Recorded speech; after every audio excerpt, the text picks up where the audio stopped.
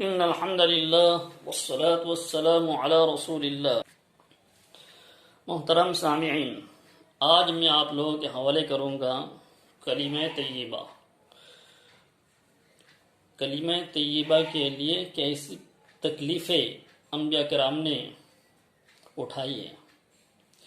لا الہ الا اللہ، اس کے معنی ہے اللہ کے سوا کوئی معبود نہیں ہے، اور علماء کرام فرماتے ہیں کہ اللہ کے سوا کوئی معبود نہیں ہے، اللہ کے سوا کوئی روزی دینے والا نہیں ہے، اللہ کے سوا کوئی نفع دینے والا نہیں ہے، اللہ کے سوا کوئی نقصان پہنچانے والا نہیں ہے، اللہ کے سوا کوئی بیماری دینے والا نہیں ہے، اللہ کے سوا کوئی شفا دینے والا نہیں ہے۔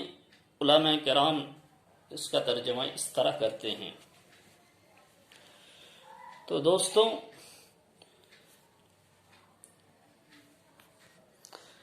ایک جگہ قرآن کریم میں ذکر آتا ہے اصحاب الرس کا۔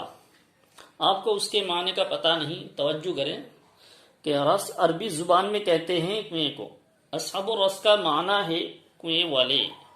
یہ کون تھے کنویں والے؟ قرآن کریم نے ان کا واقعہ بیان کیا ہے۔ اللہ کے ایک جلیل القدر پیغمبر تھے جس کا نام تھا حضرت حنظلہ۔ یہ بڑے جلیل القدر پیغمبر تھے۔ حضرت حنظلہ بن صفوان یہ کئی سو سال اپنی قوم کو توحید سناتے رہے۔ ایک ماش کی پانی کی مشکیں بھرنے والا غلام، کئی سو سال کے بعد ان کے ہاتھ پر کلمہ پڑھی۔ باقی پوری قوم پیغمبر کی دشمن تھی، صرف ایک غلام نے کلمہ پڑھی۔ پیغمبر نے اس غلام کی تربیت کی، باقی قوم تنگ آ گئی کہ اس کی توحید کا پیغام آگے نہ پہنچ جائے۔ اس قوم نے مل کر اللہ تعالیٰ کے نبی کو اٹھایا اور اٹھا کر ایک گندے کنویں کے اندر ڈال دیا، اور اس کنویں کے اوپر بہت بڑا پتھر لا کر رکھ دیا تاکہ نبی نکل نہ سکے اور اپنی آواز بلند نہ کر سکے اور لوگوں کو توحید بتا نہ سکے، اور نبی علیہ السلام کی آواز پست ہو جائے۔ نبی کا جرم کیا تھا؟ وہ پیغمبر کہتا تھا کہ اللہ کے سوا کوئی نہیں ہے، کوئی الہ نہیں ہے، اللہ ہی ایک ہے۔ اللہ کے پیغمبر کہتے تھے کہ اللہ کے سوا کوئی معبود کے لائق نہیں ہے۔ قوم نے اس پیغمبر کو اٹھا کر کنویں میں ڈال دیا، اوپر سے ایک بہت بڑا پتھر رکھ دیا۔ آپ سوچیں ذرا، 3 دن گزر گئے، پیغمبر گندے کنویں میں ہیں۔ 3 دن کے بعد ان کے امتی اس غلام کو پتہ چلتا ہے، تو وہ امتی آیا اور اس پتھر کے نیچے سے ایک سوراخ میں اپنے سے کہتا ہے، یعنی جو اس سے پہلے ایمان لا چکی تھی، وہ کہتا ہے کہ اللہ کے پیارے نبی بتاؤ میرے لیے کیا حکم ہے، میں کیا مدد کر سکتا ہوں؟ وہ ایمان والا کہتا ہے۔ تو اللہ کا پیغمبر اس کنویں میں جو 3 دن سے قید و بند کی صعوبتیں برداشت کر چکا تھا، مشقتیں جھیل چکا تھا، تکلیف اٹھا چکا تھا، اسی میں تکلیف میں وہ پڑا ہوا تھا۔ وہ کنویں میں کھڑے ہو کر کہا کہ اے میرے امتی، لا الہ الا اللہ نہ چھوڑنا۔ پیغمبر کنویں میں پڑا ہے، کہتا ہے اے امتی، اللہ کا ڈر نہ چھوڑنا، اس کی محبت نہ چھوڑنا، اس کی عبادت نہ چھوڑنا، اور شرک چھوڑنے کی بات جو یہ کہہ رہے ہیں کہ شرک کرو شرک کرو، شرک کرنے کی بات جو کہہ رہے ہیں، تو ان کی بات میں مت آنا، اللہ کے سوا کوئی نہیں ہے۔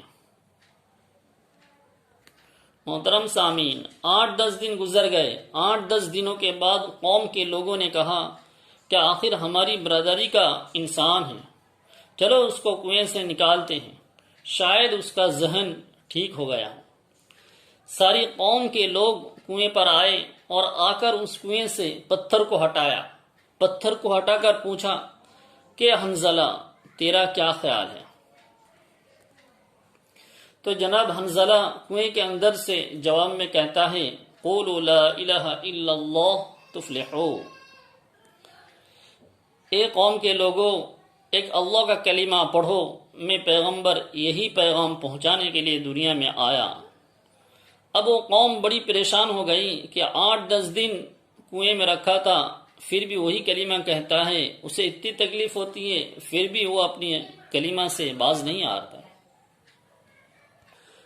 اس کے بعد قوم نے اتنا ظلم کیا کہ پورے علاقے کی مٹی اور گندگی اٹھا کر کنویں میں ڈالنا شروع کر دیا. پیغمبر کنویں میں بند ہے اور پورے علاقے کی مٹی اور گندگی ڈالی جا رہی ہے. پیغمبر کا جسم اتنا زمین میں دبا دیا گیا کہ سر باقی ہے. قوم پوچھتی ہے اے حنظلہ بتا تیرا کیا خیال ہے؟ تو حنظلہ ابن صفوان نے کہا کہ لا الہ الا اللہ.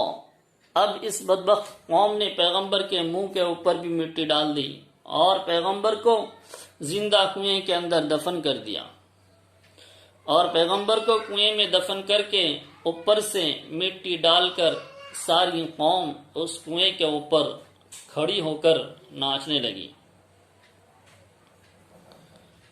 جب پیغمبر کے اوپر وہ قوم ناچنے لگی تو پھر اللہ کی غیرت کو جوش آ گیا. اللہ نے فرمایا جبرائیل جا اس قوم کو صفحہ ہستی سے مٹا دے جس نے میرے پیغمبر کو لا الہ الا اللہ کہنے کے جرم میں اس طرح تکلیفیں پہنچائیں.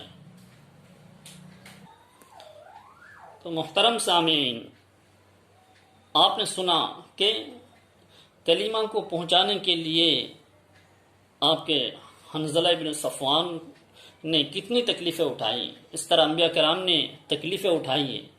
نبی علیہ الصلوۃ والسلام نے طائف کے میدان میں تکلیف اٹھائی ہے. صحابہ کرام رضوان اللہ تعالی علیہم اجمعین نے احد میں اور دیگر غزوات میں اسی طرح اپنے خاندان میں، عشیرہ میں، رہن سہن میں تکلیف اٹھائی، دنیا کو پس پشت ڈال دیا.